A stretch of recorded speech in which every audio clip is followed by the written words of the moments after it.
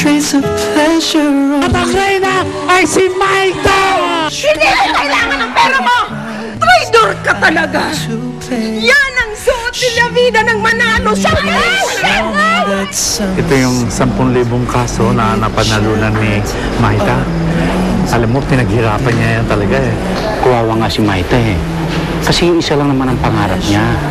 Ang mahalin siya ng kanyang ina. Bakit naman ay sinali mo? Gusto ko lang namin tulungan. Nabayaran ko na yung utang mo sa ospital. Ang perang ginamit ko rito, yung napalanunan ni Maita. Gusto ko lang maging masaya.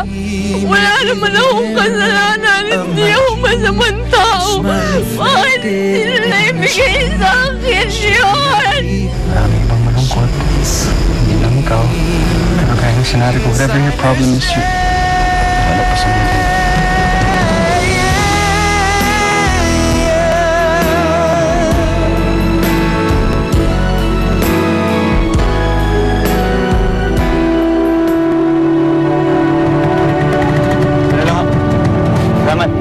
Halika niya. Oh, Dante, darling, bakit? Si Maita ho nandito? Wala. Di ba kayo magkasama kagabi? Ang akala ko, sa parlor siya magpapalipas ng gabi. Nanggaling na ho ako doon eh. Wala rin daw husa doon eh. Paano wala? Hindi ba kayo nga magkasama na umalis sa plaza kagabi? Oo, yan sabi niya sa akin kagabi. Gusto raw niyo mapag-isa. Akala ko naman umuwi siya dito. Eh, wala nga. Diyos ko, nasaan na yung Maita na yan?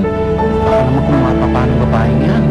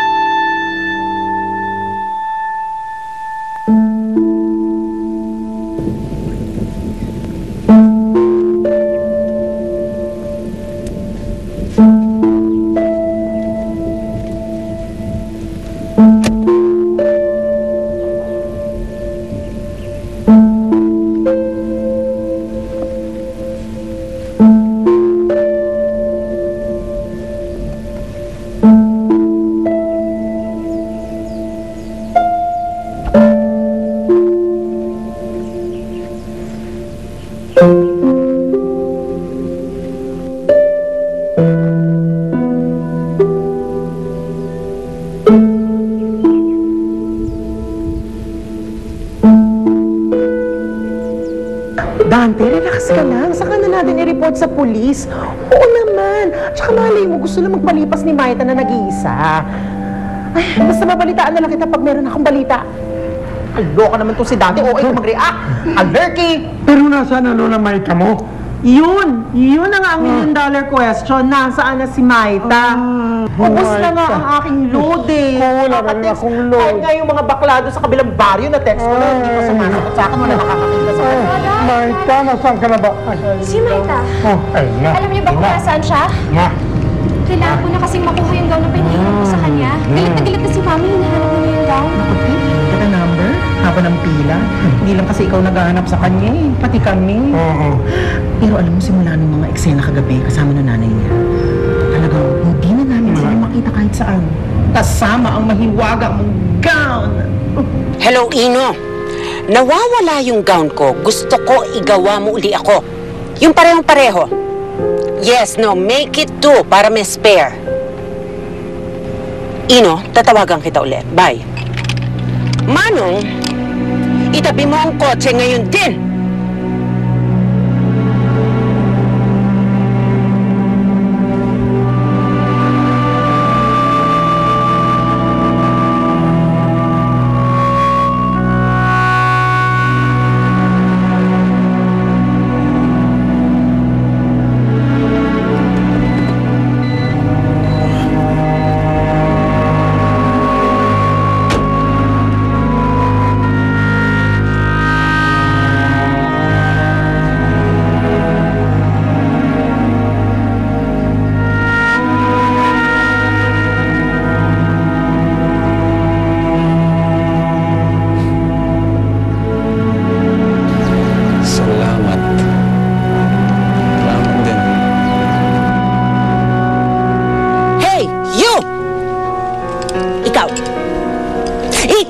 kinakausap ko. Stupid!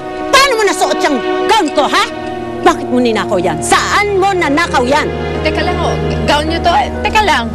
Ano, teka lang? Tanga ka ba? Gown ko yan! At paano mo nakuha sa akin yan? Ay, sandali lang, oh. Hindi ako nagnanakaw ng gown. Ipinahiram itong gown na ito sa akin ni Rebecca Rivas. At paano mo naman nakilala si Rebecca? Bata pa lang ako, kaibigan ko na ho yun. Bakit ho ba? So ikaw yung kalaro niyang bata noon? The lowly creature also known as daughter of Amparo? Ay, ikaw ang nanay niya, no? The one and only Lea Vida Rivas!